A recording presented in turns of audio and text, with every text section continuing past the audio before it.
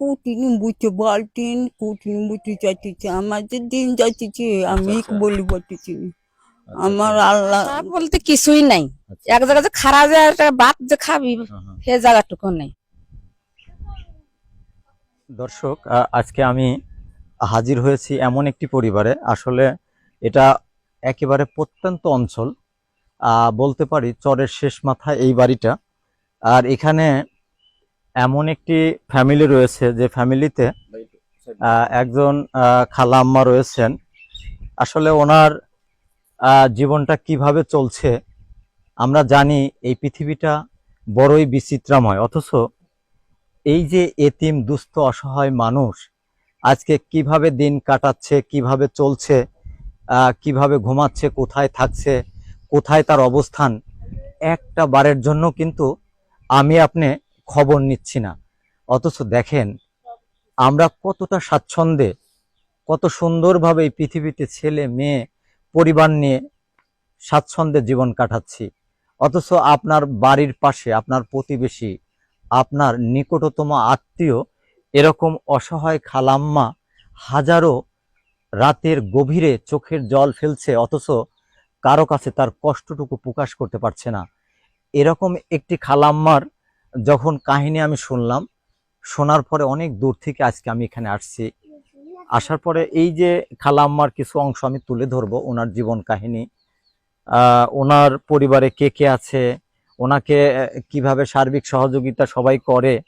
আর তারপরেও আমাদের খুব কাছের একজন, আমাদের একটু একটু ভিডিও পিছনে চলে যান, আমাদের কাছের একজন চেনা মুখ, আমার পরিচিত এক ভাই, যিনি এই এলাকার একজন প্রতিনিধি মেম্বার।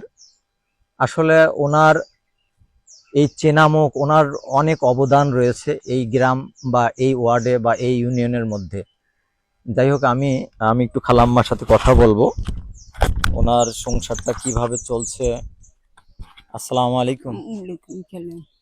আপনি এখন এই যে আপনার খাওয়া দাওয়া সব কিছু, আপনি কোথায় থাকছেন, কিভাবে চলছেন, এটা আর দর্শকের উদ্দেশ্যে একটু বলবেন। বলেন, আপনি কেমন আছেন, কি অবস্থা, দিনকাল যাচ্ছে আমি আপনার? আমার তো কঠিন বুঝতে পারতেন, কঠিন বুঝতে চাইতেছে, আমাদের দিন যাচ্ছে আমি আচ্ছা। বলি পারতেছি না। আচ্ছা, আমার আচ্ছা। আল্লাহ জানে। আচ্ছা, যাই হোক, দর্শক উনি বাক প্রতিবন্ধী, ওনার কথাগুলো স্পষ্ট না, যার কারণে হয়তো আপনারা এই ওনার কথাগুলো ক্লিয়ার বুঝতে পারবেন না। আমি একটু বলছি, ওনার অনেক কষ্টে দিন যাচ্ছে। ওনার যে ছেলে মেয়েগুলো অনেক কষ্টে মানুষের দ্বারে দ্বারে কিছু টাকা সাহায্য সহযোগিতা নিয়ে ওনার এই মেয়েগুলো ওনার সংসার থেকে পার করেছেন। অথচ এরকম দেখেন পড়ে থাকা একটি এতিম মানুষ, যার খবর কেউ রাখার নেই। অনেক প্রভাবশালী লোক দেশ বা দেশের বাইরে রয়েছেন। অথচ যদি প্রতিনিয়ত আমরা কম বেশি এরকম দুস্থ অসহায় মানুষের একটু সহযোগিতা করি, ভাই, এই পৃথিবীতে কেউ স্থায়ী নয়।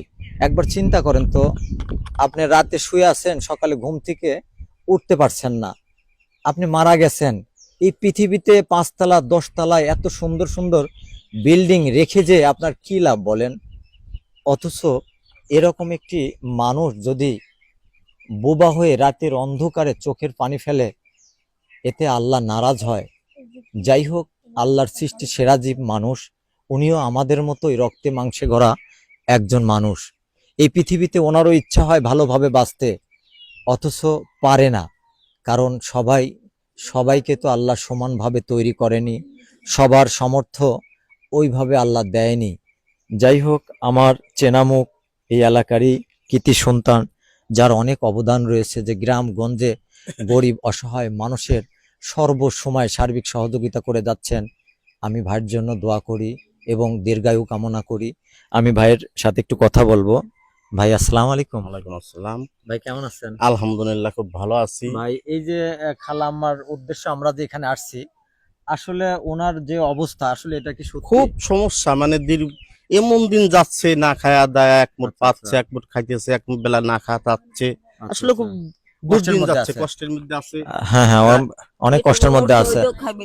তা এমনি আপনারা তো এই যে আপনি এলাকার মেম্বার বা আপনি একজন প্রতিনিধি, ওনাদের সর্বক্ষণ সাহায্য সহযোগিতা করে যতটুকু আমাদের মাধ্যমে আসে ততটুকু সম্ভব ততটুকুই করতে হয়, তার বুদ্ধি আমরা করি ফেলি না। আমরা আসলে আমাদের এলাকা গরিব এলাকা, দূরদূর এলাকা, আসলে যে রাইপটা যে যেখান থেকে দেখছেন আমার এই আপার জন্য সবাই একটু হ্যাঁ হ্যাঁ বাড়ি 9 নম্বর ওয়ার্ড ঢালাই নন সাইথিয়া। আচ্ছা আচ্ছা আমি সাইথিয়া ওয়ার্ডের রানিং মেম্বার।